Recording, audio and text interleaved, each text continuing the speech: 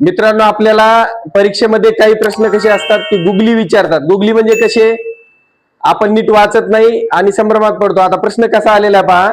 एका घड्याळाचे पाण्यात पडलेले प्रतिबिंब 4:44 अशी वेळ दाखवते. ऑलरेडी पाण्यात प्रतिबिंब पडलेले, पाण्यात प्रतिबिंब पडले आणि पाण्यात किती वेळ दाखवायले, 4:44 दाखवायला लागले.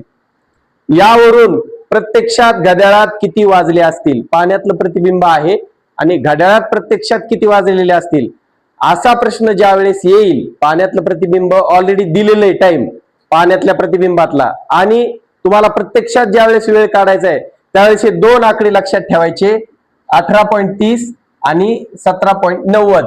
ज्यावेळेस हे मिनिटे 30 पेक्षा जास्त असतात त्यावेळेस दिलेली जी वेळ आहे ती 17.90 मध्ये वजा करावी लागते, आणि जर हे मिनिट 30 पेक्षा कमी असतील तर दिलेली वेळ तुम्हाला 18.30 मधून वजा करावी लागते.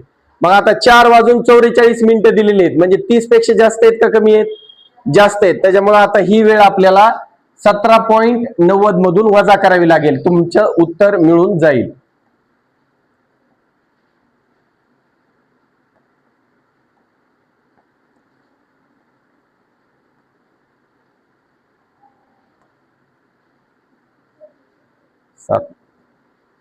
ओके, आता उत्तर आलंय 13:46. पण 13:46 हे 24 ताशी घड्याळात असतात, आपल्याला 12 ताशी घड्याळामध्ये काढायचे.